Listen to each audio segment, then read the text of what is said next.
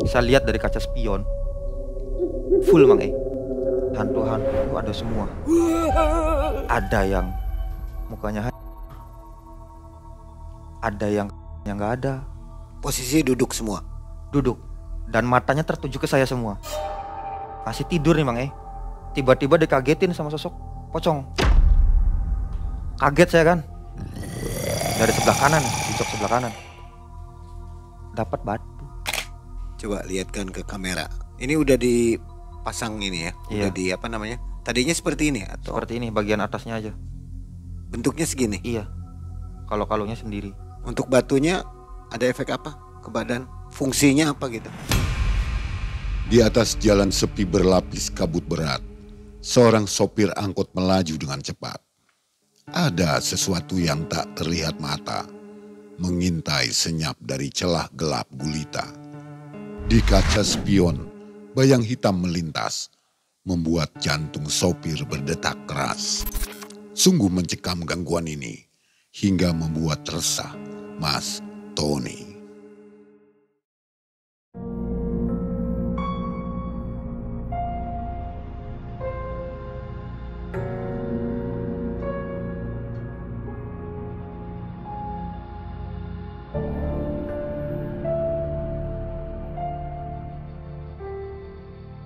Assalamualaikum warahmatullahi wabarakatuh. Waalaikumsalam warahmatullahi wabarakatuh. Selamat malam Sobat MM dimanapun Sobat berada. Senang sekali ya hari ini kita bisa jumpa kembali untuk mendengarkan kisah dari narsum yang terbaru. Di depan kita ada Mas Tony. Apa kabar Mas Tony? Alhamdulillah baik Mang Mas Tony ini punya kisahnya full horor ya. Ini dihantui nih. Iya. Waktu Mas Tony waktu itu jadi supir angkot katanya. Iya. Selama berapa tahun? Kurang lebih 2 tahunan lebih lah. 2 tahunan lebih. Kalau sekarang apa aktivitasnya? Kalau sekarang supir juga sih. Masih? Tapi bukan di angkot kalau sekarang, beda. Oh beda ya? Iya. Supir apa sekarang? Di perabotan. Mebeler gitu? Iya. Oke. Jadi bukan supir angkot lagi ya? Iya. Tahun 2018. 18. Jadi tiba-tiba jadi supir angkot. Dan angkotnya itu aneh ya? Angkot disebut angkot kutukan bisa gitu? Iya. Bisa dibilang seperti itu soalnya 2 tangan yang megang mobil tersebut semua menjadi Bangkrut. hancur semua Mang Termasuk Mas Tony? Ikut hancur nggak? Enggak sih. Si pemilik ya? Si pemilik. Begitu tahu gimana perasaannya? Kaget, shock juga sih. Bahkan sempat ada rasa takut juga. Itu terus-terusan di angkot itu gangguan gitu? Gangguannya. Luar biasa ya. Baik, sobat jangan kemana-mana, ini kisahnya bagus nih. Jadi hati-hati naik angkot. Ini siang hari ya? Siang hari. Nggak pernah malam hari malah? Enggak. Tuh, meskipun siang hari gangguan goib tuh ada juga ya? Ada Mang Baik, mudah-mudahan sobat semua terhindar dan selalu dalam keadaan sehat walafiat ya. Serta melimpah rezekinya. Jangan kemana-mana, jangan skip videonya. Malam mencekam, semakin malam semakin mencekam. Mas Tony.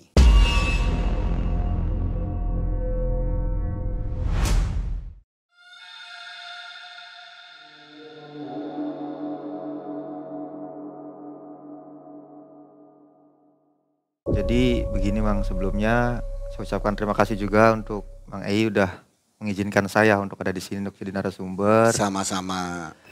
Di sini saya tidak ada untuk menyinggung salah satu pihak manapun, tapi di sini hanya ingin saya Berbagi bercerita ya. tentang pribadi saya sendiri gitu, Mang Jadi kisahnya itu diawali dari 2016, Mang saat dimana saya waktu itu merantau di Bali.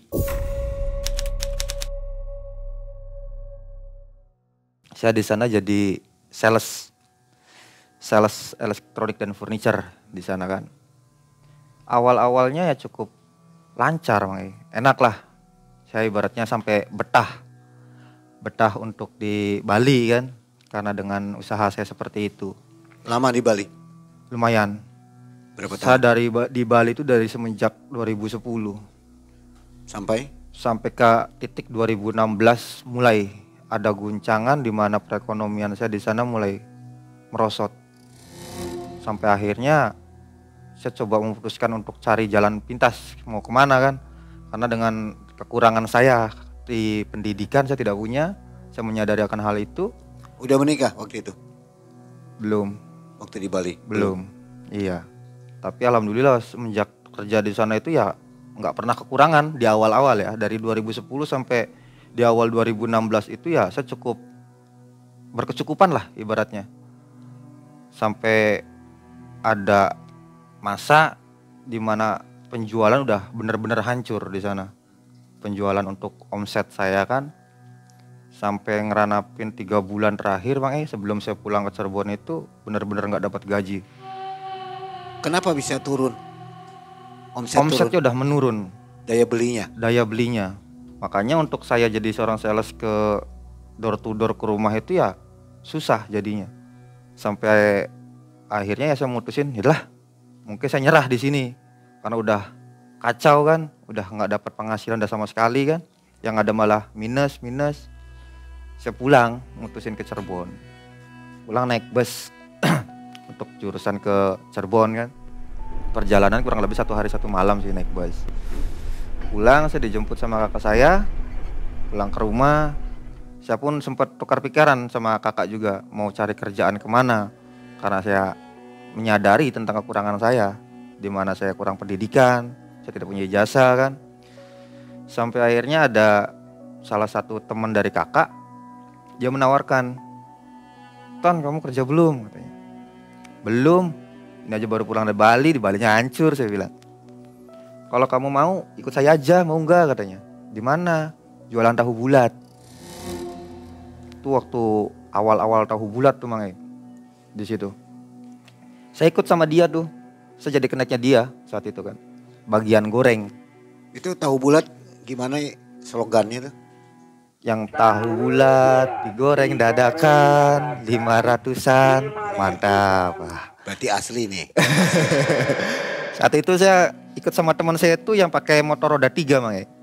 Dia yang nyupir sambil cari wilayah untuk jualan ya kan. Saya bagian keneknya tuh. Ternyata yang awalnya saya pikir cuma goreng mah gampang. Karena kan dulu waktu kecil juga saya kan suka goreng-goreng juga. Ternyata goreng tahu bulat itu nggak segampang kita gorengan yang seperti biasa. Di awal-awal saya goreng malah bantat semua tahu bulatnya itu Bang. Sampai dibelajarin sama teman saya ini pelan-pelan. Ya alhamdulillah penghasilan dari tahu bulat cukup lumayan menjanjikan saat itu. Bersih paling kecil saya 150. Itu saya udah kenyang makan di jalan, rokok saya udah. Itu bersih 150. Karena memang itu kan masih baru-barunya tahu bulat itu. Rame sekali tahu bulat itu. Dan semenjak itu ya saya senang akhirnya, saya tekuni.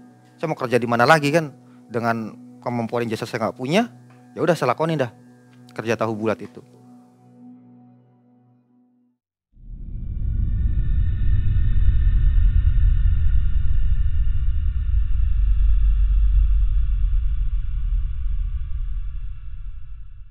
Sampai sekitar 6 bulanan saya ikut dia menawarkan saya, "Kamu terjun sendiri nggak?" katanya. "Terjun sendiri gimana?" "Ya masa iya kamu mau selama jadi kenek terus?" katanya. "Sekali-kali lah kamu naik jadi drivernya."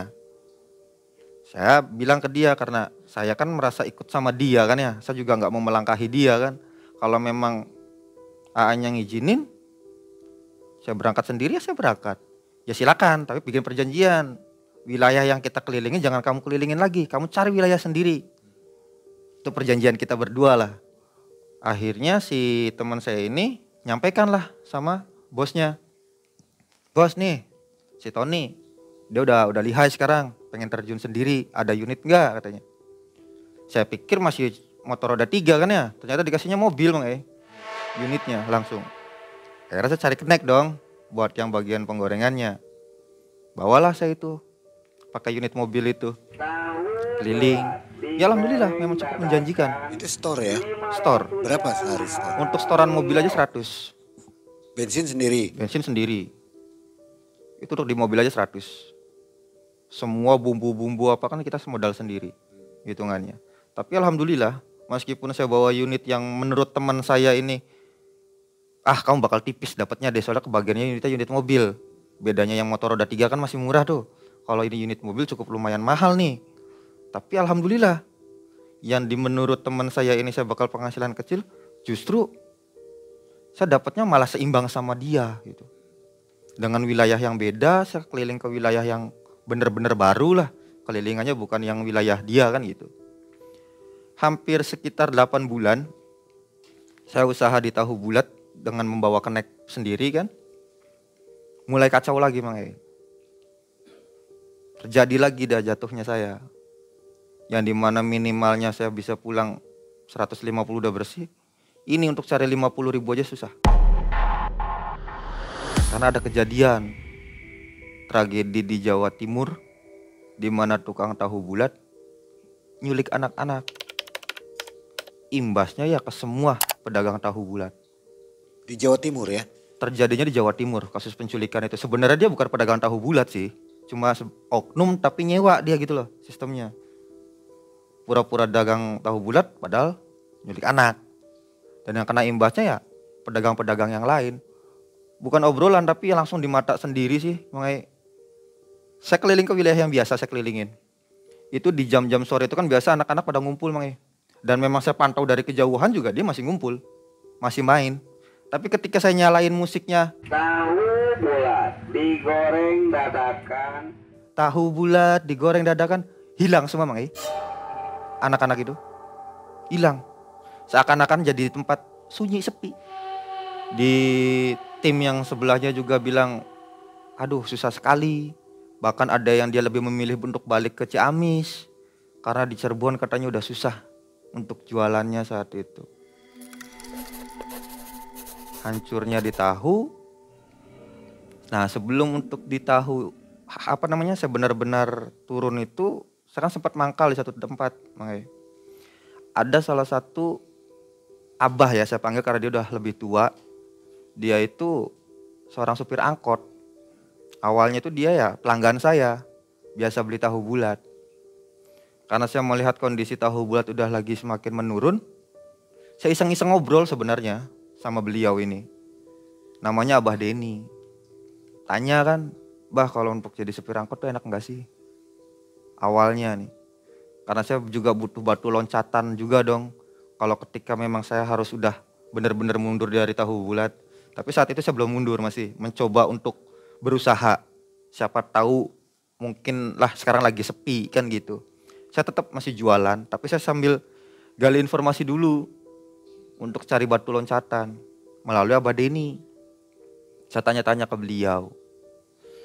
Sampai singkat cerita saya benar-benar udah nyerah di tahu bulat karena udah benar-benar bahkan sempat setoran mobil tahu bulat nggak kesetor. Bukan lagi keuntungan tapi setoran mobil saja nggak kesetor saat itu. Itu titik dimana saya benar-benar nyerah dan saya bilang sama bos maaf kayaknya saya udah nggak bisa lanjut ini.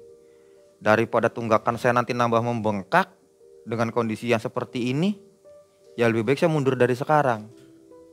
Awalnya saya ditahan untuk jangan nyerah, ayo Ton coba lagi. Tapi saya yakinkan diri saya sendiri juga, bos saya ini, bos maaf, ini udah benar-benar parah masalahnya. Kondisi saat ini udah benar-benar parah kita untuk jualan. Dan ini bukan cuma saya saja kan yang terjadi seperti ini, saya bilang. Rekan-rekan yang lain pun sama.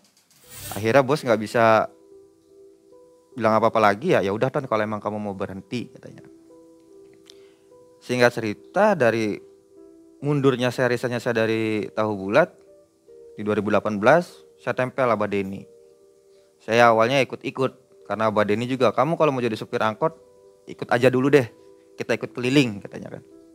Biar kamu tahu rute-rutenya dulu, angkot itu seperti apa, caranya cara nyelahnya, apanya, biar kamu lebih paham, biar nggak seradak seruduk katanya. Apalagi kamu masih muda kayak gini kan, jiwa mudanya kadang kan masih tinggi, kata Abah Denny ini.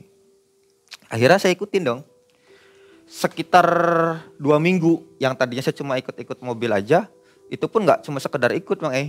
Saya tuh ibaratnya kalau anak SD masuk ke SMP kan di ospek ya. Saya pun sama di ospek. Di ospeknya nyuci mobil selama 2 minggu. Tapi karena saya niatnya bener-bener saya pengen bisa untuk narik angkot, pengen belajar dari beliau, saya lakuin. Setiap beliau selesai narik, saya suciin mobil. sampai kurang lebih 2 minggu. Nah ini pun memang mungkin saya nggak bisa menjelaskan untuk trayeknya ya, takut nanti gimana kan gitu. Nah setelah 2 minggu itu Abah Denny mulai nih ngasih izin saya untuk pegang kemudi, tapi belum dilepas saat itu Abah Denny masih ngawal saya di samping saya. Saya belajar 1 hari, 2 hari, 1 minggu, 2 minggu, masuk ke 1 bulan baru saya dikasih tetap setengah harian sama beliau dan dilepas sama beliau. Beliau berangkat pagi, saya berangkat siang. Dan terus seperti itu dan alhamdulillah dengan setengah hari saya berangkat, paling kecilnya itu ya 120. Menteh-mentehnya 100.000 masih dapat Itu setoran saya udah. Setoran mobil setengah hari, kadang malah kalau saya rezeki lebih full saya storinnya biar Abah Denny itu uang makan semua gitu loh, mobil dari saya. Ya cukup lumayan lah saat itu kan. Berjalan sekitar 5 bulan, ada salah satu temannya dari Abah Denny ini, dia beli unit baru. Dia itu kan udah punya unit sendiri, unit pribadi dia itu kan untuk antar jemput langgan-langgannya ya. Nah di sini dia tuh beli mobil baru, tapi belum ada supirnya, Bos Lucky saya sebut namanya. Dia itu cukup ya baik lah Bos Lucky ini kan. Dia minta supir itu ke Abah Denny. Wah ada supir nggak nih?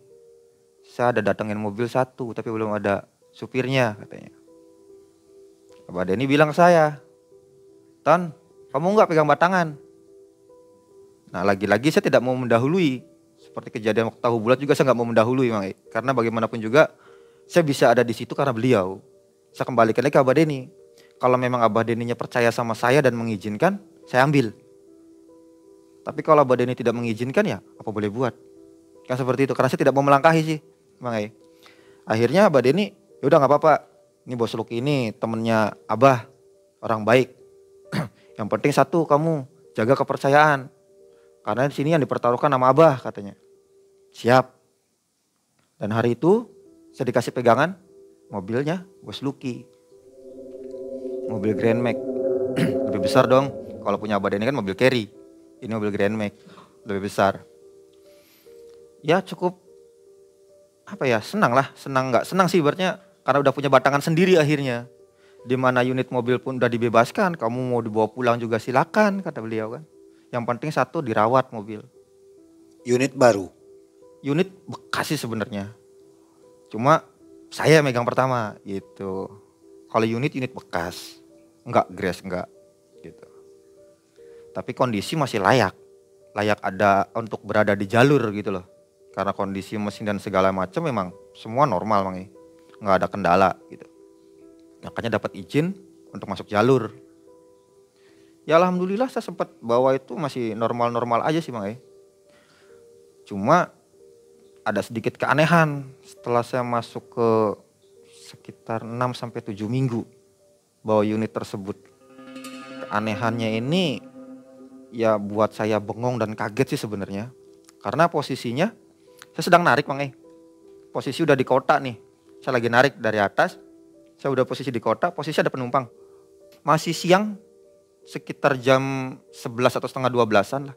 Masih siang banget sebelum duhur aja pokoknya. Berarti memasuki bulan kedua ya? Iya masuk ke bulan kedua. Untuk unit itu ada di Bos Lucky.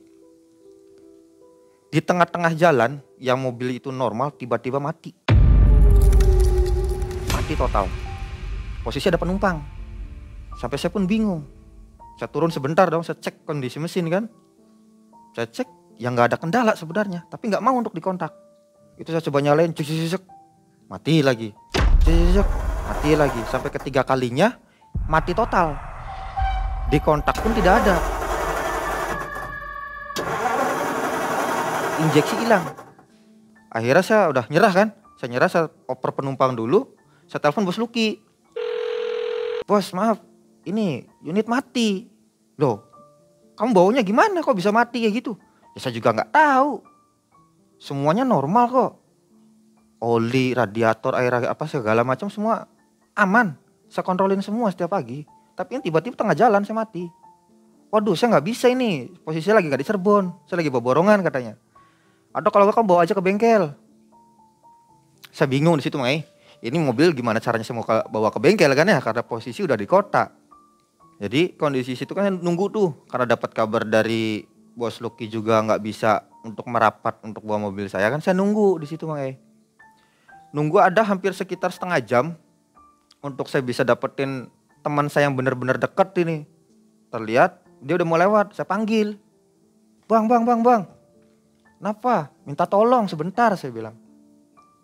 Mobil saya mati total. Di starter juga semua nggak nyala. Bisa nggak minta tolong untuk derek bawa ke bengkel? Oh ya udah, hayu katanya kan. Nah sambil kita posisi derek pun saya nggak diem, maksudnya saya coba pancing lagi nih. Biasanya kan mobil kalau kondisi mati biasa kalau nggak didorong ditarik terus masuk gigi kan bisa mau kan. Ini nggak mau sama sekali. Udah dicoba juga sama teman saya juga, tetap nggak mau. Akhirnya nyerah dah. Saya tuh kan bener-bener dah nyerah. Datanglah ke bengkel, Mang Orang bengkel lagi istirahat kebetulan saat itu kan. Nggak ada orang, ada anaknya. Kata anaknya, bentar katanya. Bapak saya lagi makan. Oh ya udah, saya nunggu dong di situ Mang Ya ada warung, saya ngopi dulu lah sambil ngopi. Sambil saya ngobrol sama teman saya ini kan. Teman saya ini nanya, kenapa kok bisa kayak gitu Ton? Saya juga nggak ngerti. Kenapa tiba-tiba bisa mati kayak gini? Posisi lagi enak jalan, tapi tiba-tiba langsung jejek, mati. Kontak semua hilang, saya bilang. Nggak lama, sekitar jam 1 lebihan lah, orang bengkel datang. Dia nanya, kenapa Ton mobilnya? Mogok, mati total. Dicek sama beliau mesinnya. Wah, kondisi normal kok. Ya kalau normal saya nggak mungkin kesini derek, Bang. Masuklah dia ke bagian supir. Sekali starter Mang langsung nyala. Di situ saya sama teman saya tuh bingung sejadi-jadinya. Ini mobil kenapa? Kok aneh? Tapi saya masih berpikir positif saya pribadi. Apa mungkin karena mobil terlalu panas ya? Sampai akhirnya kayak gini, saya bilang. Oke lah, singkat cerita dari situ saya pergi sambil diomelin saya juga sama orang bengkel. Kamu tuh ngerjain orang aja, orang lagi istirahat diburu-buru. Padahal kondisi mobil normal. Sambil diomelin aja sama orang bengkel. Singkat cerita saya keluar dari bengkel, saya narik lagi. 1 hari itu normal. Nah kalau saya itu kan jarang pulang Mang Lebih sering tidur itu di mobil. Ini besoknya ya, setelah kejadian sekarang mogok. Nah ini besoknya nih. Pagi-pagi saya bangun kan. Karena tidur di mobil di pom bensin. Saya bangun. Saya habis mandi dan segala macam. Saya mau nyalain mobil. Sama mati lagi. Bingung lagi saya kan. Ini mobil kenapa sebenarnya? Kan gitu. Saya telepon lagi Bos Lucky. Bos, di mana? Masih di atas mau turun. Tolong mampir ke sini di pom. Kenapa? Mobil mati. Wah yang bener. Kemarin aja kata orang bengkel mobil bener kok. Makanya udah kesini aja turun. Saya bilang, saya ada di pom bensin. Baru selesai mandi ini saya mau berangkat tapi mobil mati. Nunggu tuh sekitar hampir 40 menit. Bos Lucky datang ke pom. Ya salaman apa segala macam. Dia cek mobil langsung. Awalnya dia nanya, kamunya gimana awalnya aja? Ya gak gimana-gimana, orang saya baru bangun tidur. Saya tidur di sini masalahnya. Saya bangun tidur, saya mandi di pom. Mau berangkat, mobil mati. Saya langsung telepon Bos Lucky dong. Coba sini katanya. Dicoba sama Bos Lucky langsung. Memang mati. Dan kali ini yang ngederek ke bengkel tersebut Bos Lucky sendiri yang derek. Didereklah si mobil ke bengkel yang kemarin. Si abang bengkel udah, kamu lagi. Kenapa lagi mobilnya? Gak tahu nih, kata Bos Lucky. Kata si Tony mati katanya mobilnya. Aneh untuk yang kedua kalinya Mang lagi dan lagi kan. Orang bengkel nggak langsung buka kap mobil tapi langsung ke bagian setir. Sekali starter langsung nyala. Sini saya bingung. Bos Lucky pun heran. Kok bisa? Tadi saya nyoba sendiri loh. Nggak mau. Karena dengan 2 kali kejadian aneh seperti itu saya coba konfirmasi ke Abah Denny. Saya cerita nih. Saya ketemu beliau di atas.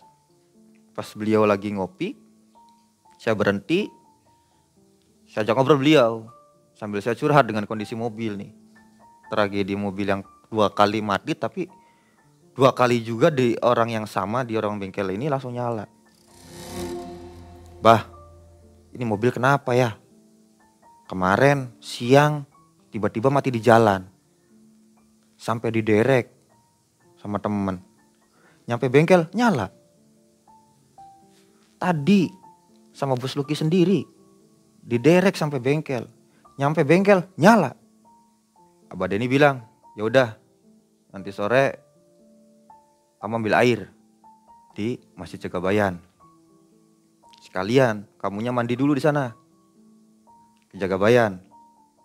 Habis kamu mandi di sana, kamu minta airnya 2 botol. Memang airnya ini ya, ada keistimewaan gitu. Percaya tidak percaya, tapi ya yang saya alami memang lumayan mujarab. Jagabayan ini memang udah sedikit terkenal lah dari dulu. Lalu mintalah saya air 2 botol aqua tanggung itu Mang E. Saya tanya lagi ke Abah, ini mau dimandiin kapan? Nanti aja malam. Pas di malam Jumat. Kamu beli kembang dulu. Iya. Sama lawon putih. Menjelang sore, menjelang maghrib, Abah Dani nelpon. Di mana? Saya masih di atas, Bah. Sini turun dulu katanya. Saya pikir mau ngapain kan turun ini. Ternyata dia ngasih teropak kuda. Teropak kuda ini dia suruh bilang diselimutin lawon putih. Nanti malam kamu mandiin mobilnya. Teropak kuda itu apa ya? Yang ditapaknya kuda. Sepatu kuda. Sepatu kuda. Iya, tapi ini yang besinya loh. Bagian bawahnya. Tapal kuda. Tapal kuda. Itu. Abah Denny bilang, lawon putihnya udah ada. Udah. Ya sudah. Malam kamu mandiin mobilnya. Terus pasang nih di bagian radiator. Bagian kap depan, tapi di bagian radiatornya diikat saja katanya. Oh, ya udah.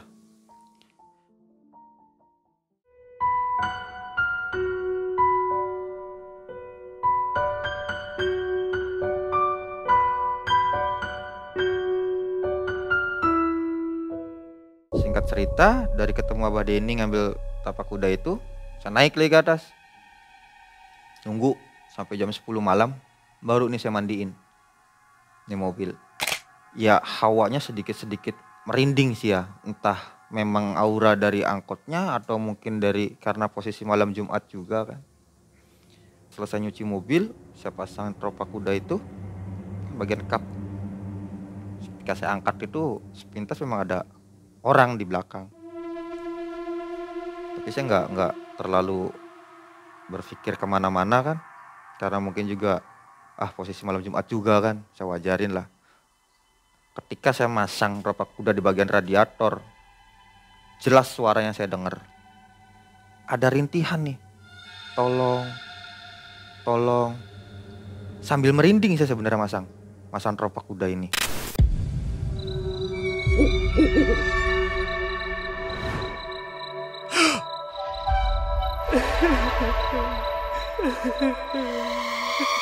Ketika saya ngumpulin keberanian saya, pengen ngelihat langsung, ketika saya tutup gak ada.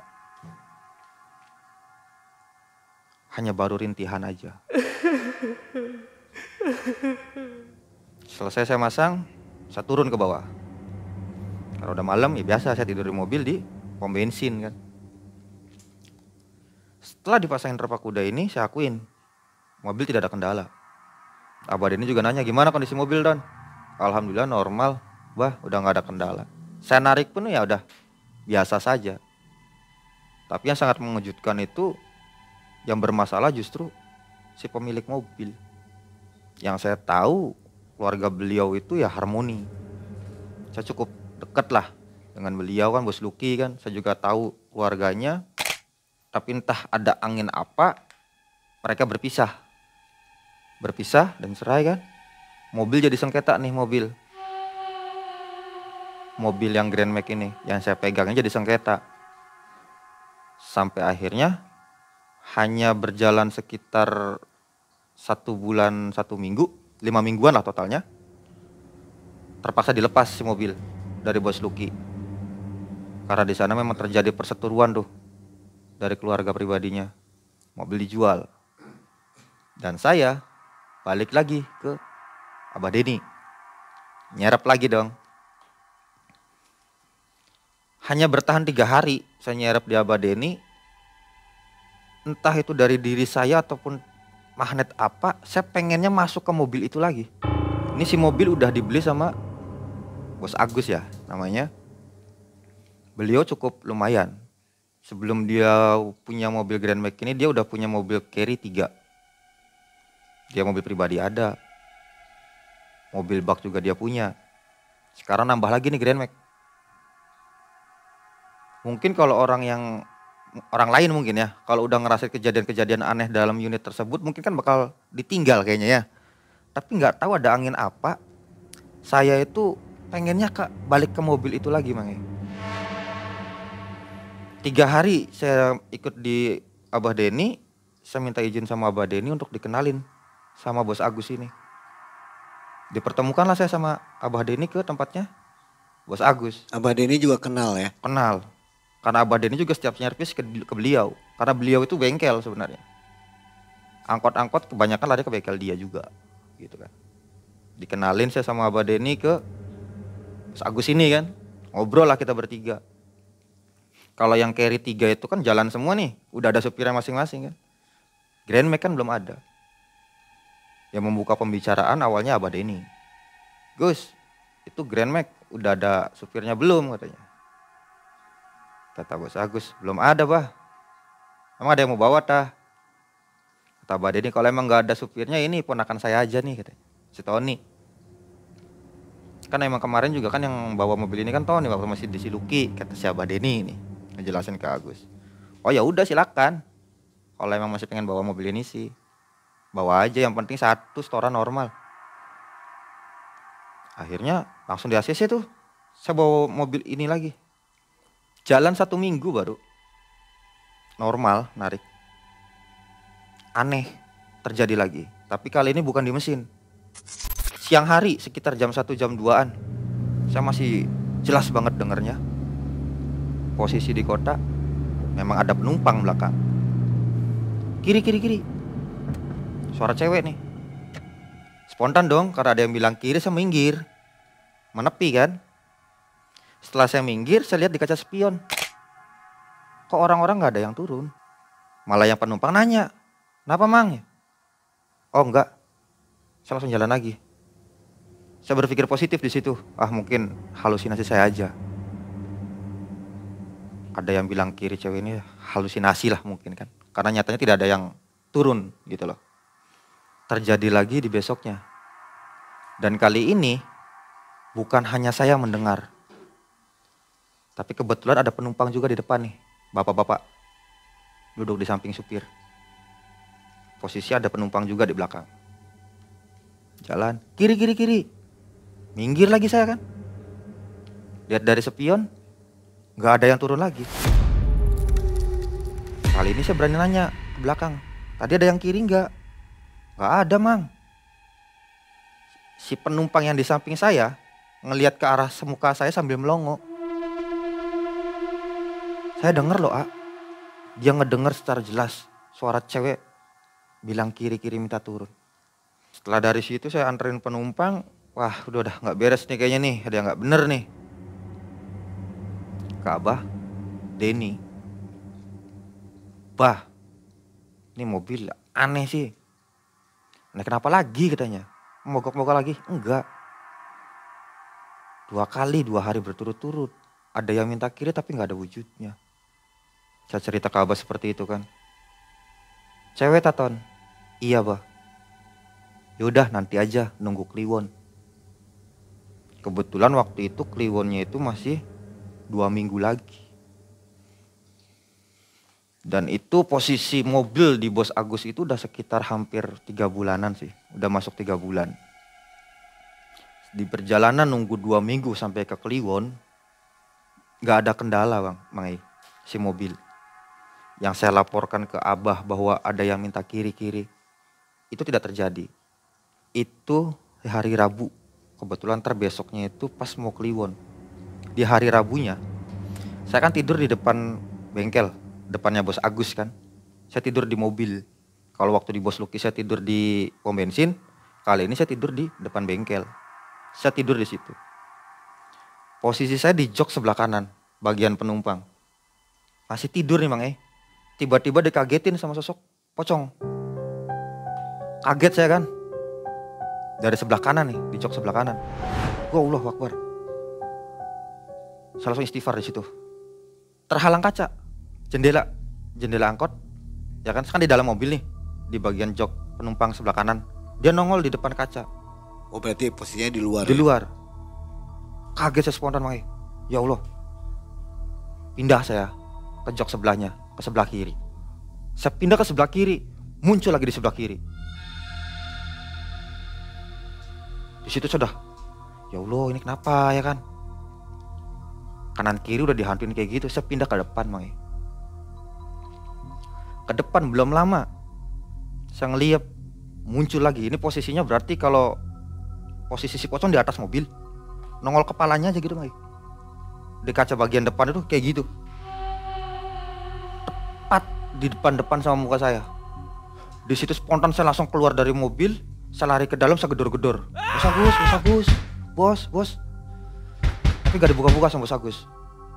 Saya lihat ke mobil, udah gak ada si pocong. Ongkos saya takut, tapi penasaran juga gitu tuh. Kemana nih larinya si pocong? Saya keluar lagi nih dari area bengkel. Dia lagi loncat-loncat tepat di belakang mobil saya di pohon. Ada di belakang mobil saya tuh persis ada pohon yang besar. Di situ dia loncat-loncat. Mukanya cukup serem sih, hitam, lusuh. Pokoknya udah bener-bener nggak berwujud sih. Saat diloncat-loncat itu, nggak berapa lama tiba-tiba menghilang si pocong.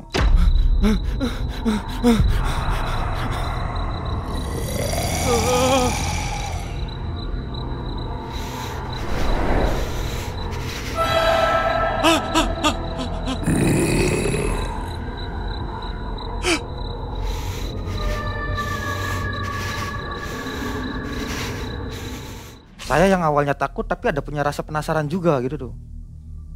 Kok saya seakan-akan tertarik ke tempat si pocong tadi loncat-loncat di bawah pohon besar itu. Saya ngumpulin keberanian saya jalan tuh ke situ. Tepat di tapaknya si pocong yang loncat-loncat, saya korek-korek Mang dapat batu. Maksudnya korek-korek mau ngapain? Tanahnya tuh saya korek. Nggak tahu, dengan spontanitas saya aja. Saya juga nggak ada tujuan tadinya. Nggak ada. Tapi seakan ada daya tarik saya untuk saya datang ke situ. Saya korek, agak sedikit dalam, dapat sebuah batu. Saya pun nggak tahu itu batu apa. Nggak lama saya genggam batu ini Mang Di sini sebenarnya saya bingung. Ini sebenarnya saya nyata atau mimpi di kejadian ini. Kenapa saya bilang seperti itu? Nggak berapa lama saya pegang batu, tiba-tiba saya dikagetin sama bos saya yang bangunin saya. Woi, bangun. Udah siang, mau narik enggak? Saya langsung terlelap kaget. Posisi udah matahari udah mencereng. Itu udah sekitar jam 8-an kayaknya. Tidur aja katanya. Udah siang nih, kamu gak mau narik katanya. Saya berpikir sebentar, agak loading mungkin otak saya kan. Dan ada rasa bersyukur, wah berarti saya hanya mimpi nih tadi. Ketemu pocong dan segala macam itu hanya mimpi. Lega saya di situ Mang Saya datang kan ke bos karena udah biasa. Kalau pagi kan ngopi, jatahnya sama bos Agus itu kan ngopi. Saya ikut ngopi juga Mang Saya ikut ngopi, saya minta rokoknya bos Agus. Karena bos saya rokoknya habis kan waktu karena malam. Saya minta rokoknya bos Agus. Bos minta rokok sebatang. Saya nyari korek di saku saya Mang Tapi ada yang aneh nih di saku saya. Dan saya ambil, ternyata batu yang sempat saya ambil. Masih ada batunya? Ada. Boleh dilihatkan? Boleh.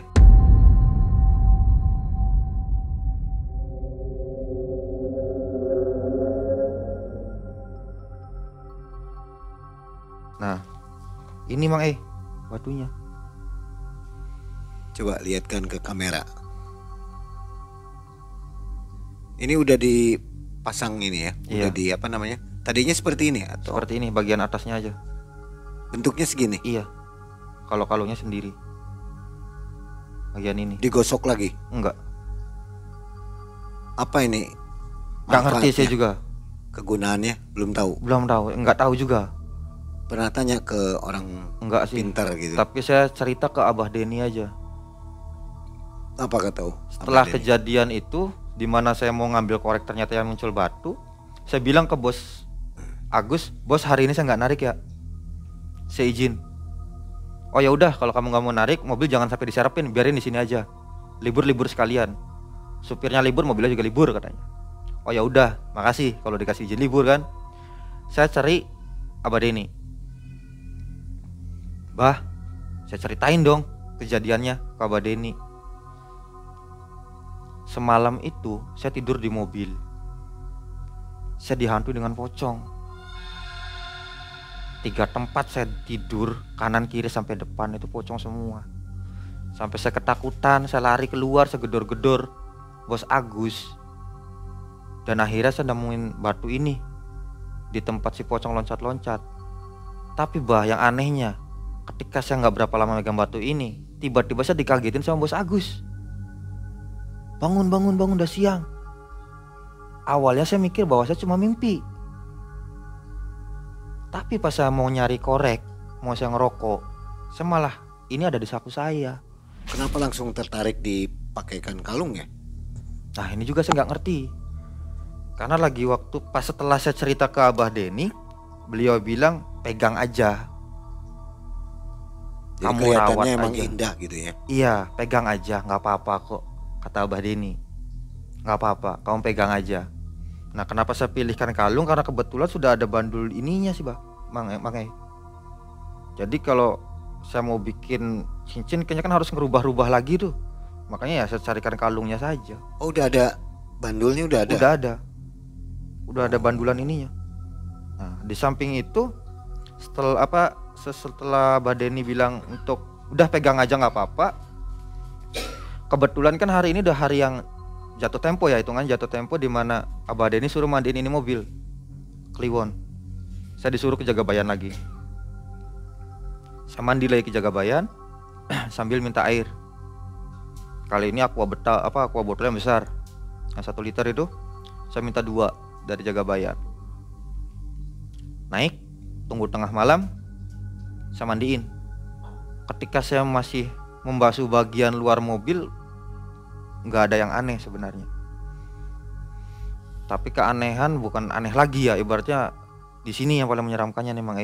Ketika saya sedang mengelapi dashboard, saya lihat dari kaca spion full Mang. Hantu-hantu itu ada semua. Ada yang mukanya hancur, ada yang kepalanya nggak ada. Posisi duduk semua? Duduk, dan matanya tertuju ke saya semua. Tuh ada yang matanya jelas tertuju ke saya, kan kalau yang nggak ada kepala itu gerakan badannya itu loh Mang. Semua tertujunya seakan-akan serempak mereka itu. Itu sekitar 7-8 orang. Tapi saya tertarik sama satu yang di pojok, di bagian sebelah kanan. Cewek cantik, bersih, dan dia sendiri yang merintih. Segitu banyaknya, hanya dia yang ngeluarin kata-kata tolong. Berarti yang tadi itu ya? Ya, Yang di awal itu ya? yang di awal. Ini, satu ini saja nih. Yang lainnya tidak ada. Tapi saya nggak berani nengok ke belakang Mang. Saya masih ngeliat dari spion saja, di mana mata mereka itu tertujunya ke saya semua. Setelah semua saya beres, saya cuma bilang permisi, jangan Gak ganggu. kabur ya? Enggak. Saya nggak kabur. Saya cuma bilang permisi. Saya di sini nggak ganggu kalian. Jadi tolong jangan ganggu saya. Seketika saya lihat lagi dari kaca spion, nggak ada, semua hilang. Cuma satu yang cewek itu aja yang masih berada di situ. Yang sisanya nggak ada. Akhirnya setelah saya mandiin segala macam, saya turun. Setelah dimandiin itu dan saya bilang, ya itu saya permisi lah, saya nggak ganggu kalian. Di sini saya mau cari rezeki kan dengan usaha angkot ini. Alhamdulillah normal nih. Maksudnya ya tunggakan-tunggakan yang kemarin udah saya ketutup semua. Tapi keanehan bukan di angkot saya setelah saya udah membasuh itu. Di angkot-angkot yang tiganya. Mobil yang carry dari Bos Agus yang sebelumnya udah punya. Sebelum Mas Agus beli mobil Grand Max kan dia udah punya mobil 3 tuh carry angkotnya kan. Satu persatu binasa. Pertama mati total. Sampai Bos Agus yang orang bengkel pun gak bisa ngebenerinnya. Dia bingung kendala di mobil apa. Nggak hidup-hidup itu? Iya. Sampai akhirnya dia nyerah, dia jual itu mobil. 1 minggu setelah angkot yang pertama dijual, mobil bak ya dia jual. Berarti tersisa hanya mobil carry 2, Grand Max 1 dan mobil pribadi dia. Itu hanya bertahan beberapa lama saja, sekitar 2 minggu. Terjadi lagi yang mobil carry. Setelah mobil yang kedua carry itu lenyap juga, balik ke saya lagi. Ini yang cukup anehnya. Saya narik, gak ada penumpang sama sekali Mae sebenarnya. Tapi ketika saya berhenti mau menawarkan muatan ke orang, malah saya dimaki-maki.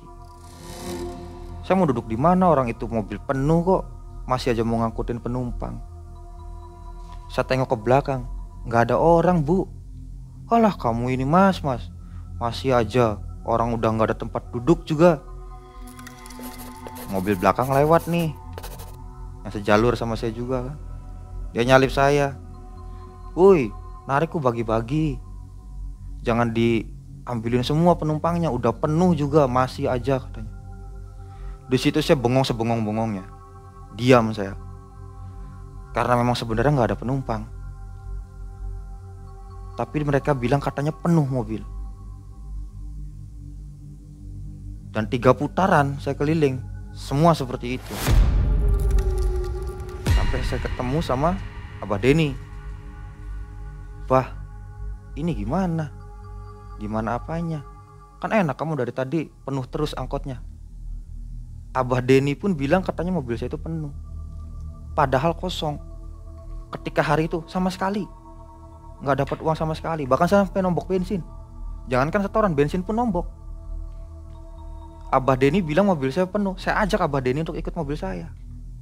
Saya jalan dan ini kejadian di depan matanya Abah Denny sendiri. Saya nawarin penumpang, penumpangnya malah maki-maki saya lagi. Mas tuh gimana sih mas, orang mobil udah penuh juga, masih juga nawarin saya mau duduk di mana?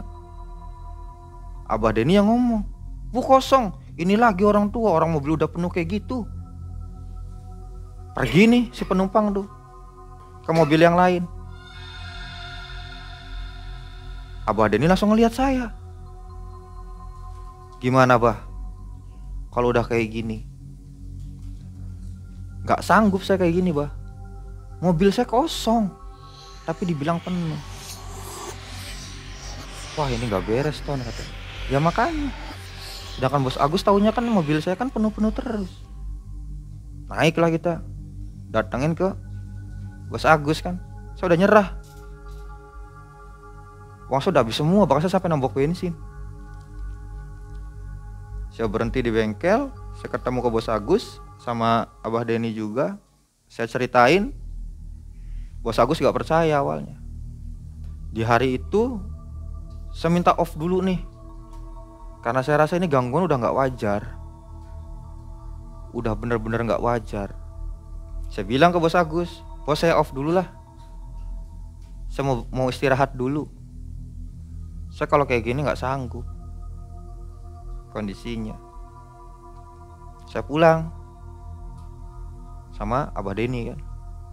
Ngobrol saya panjang lebar sama Abah Denny. Di situ saya tekan Abah Denny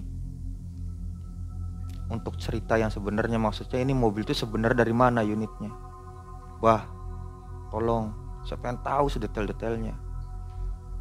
Kejadian di Kliwon kemarin, ketika saya mandiin, saya ngelihat semua. Sebenarnya ini unit kenapa?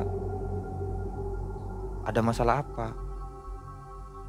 Di situ Abah Denny baru cerita. Jadi Ton katanya, sebelum mobil ini datang ke Cirebon, ini mobil unit dari, dan di kenapa bisa sampai ini unit dibuang ke Cirebon? Karena sudah terjadi kecelakaan. Dan penumpangnya semua meninggal. Karena apa? Bagian kap bagian atas itu putus. Coba kamu perhatiin bagian mobil atasnya.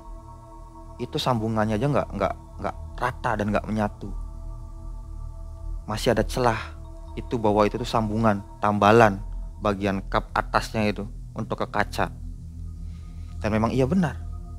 Terus saya tanya, "Pak, saya udah lihat semuanya, tapi ada satu yang membuat saya penasaran. Cewek yang terus-terusan merintis minta tolong. Ini siapa?" Abah juga nggak tahu sebenarnya, Ton. Tapi yang Abah dengar katanya dari kejadian tragedi itu ada satu yang belum ketemu,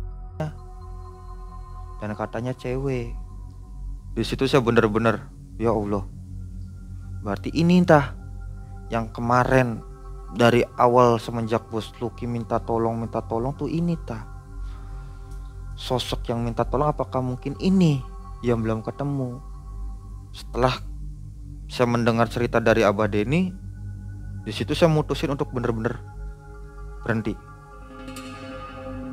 Karena saya urai dari awal ketika angkot berada di tangannya Bos Lucky, di mana Bos Lucky jadi hancur, beralih ke Bos Agus, sekarang Bos Agus juga udah hancur. 2 unit udah hilang angkotnya bersama mobil baknya. Tersisa cuma tinggal Grand Max, Carry, sama mobil pribadi beliau. Saya datangin Bos Agus, saya bicara baik-baik ke beliau. "Bos, mohon maaf, kayaknya saya nggak bisa lanjut lagi untuk bawa angkot ini." "Kenapa sih, Ton?" "Ya intinya saya udah nggak bisa lah. Tapi saran saya, Bos, kalau bisa ini unit cepet dilempar, jangan terus-terusan di sini. Kalau unit terus-terusan di sini yang ada Bos nambah hancur." "Wah, kamu sih percaya sama mistik-mistikan kayak gitu," katanya. Ya udah, yang penting saya sudah ngasih saran sama Bos Agus. Setelah itu saya pamit sama Bos Agus untuk resign. Keluar saya dari situ.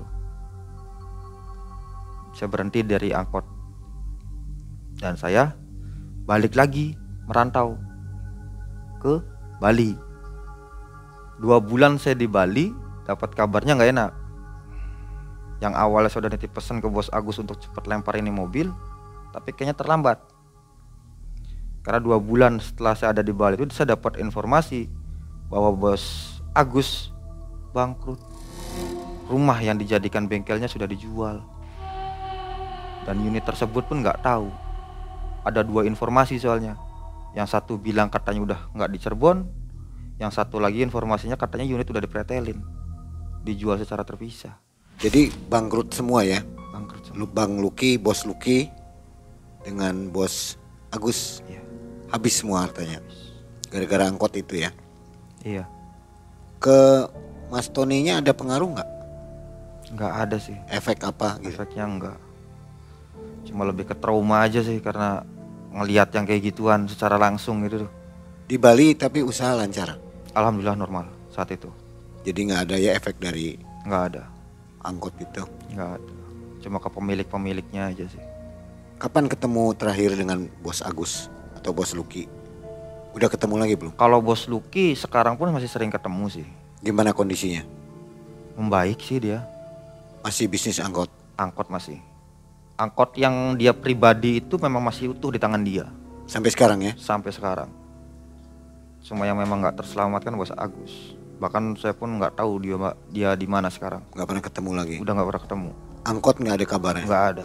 Unitnya pun nggak ada. Untuk batunya ada efek apa ke badan? Fungsinya apa gitu? Nah, saya juga nggak ngerasain apa-apa sih. Nggak ada lah ya? Iya. Hiasan aja lah gitu Hiasan ya? aja sih kayaknya. Oleh-oleh? Oleh-oleh mungkin. Oleh-oleh dari pocong? Oleh-oleh dari pocong, bener. Yang dibikin bingung antara nyata sama mimpi sebenarnya. Iya. Oke. Nah Sobat Malam Mencekam, jadi ternyata angkot juga banyak angkernya ya? Iya. Siang-siang malahan pemiliknya bisa bangkrut nih. Jadi harus hati-hati juga ya memilih Iya angkot sih. nih. Harus seleksi juga lah kayaknya. Mungkin Harus usaha-usaha juga seperti itu ya, Iya. usaha-usaha lainnya. Harus lebih berhati-hati, waspada. Harus dicari sejarahnya. sejarahnya seperti apa. dulu. Sebenarnya nih ya kayak seumpamanya mobil sebelumnya dari mana, harusnya Iya. sih lebih telusuri dulu sih sebenarnya. Jangan asal kita ambil unitnya saja tanpa kita tahu kondisinya seperti apa kan. Iya. Seperti beli rumah juga begitu ya, Iya, beli rumah juga sama. harus tahu sejarahnya. Iya. Baik, terima kasih Mas Tony. Mudah-mudahan usahanya sekarang lancar ya. Amin. Nggak ada sangkut pautnya sama si pocong yang tadi. Amin. Sobat Malam Mencekam, jangan lupa untuk menyaksikan video selanjutnya. Sampai jumpa. Assalamualaikum warahmatullahi wabarakatuh. Waalaikumsalam.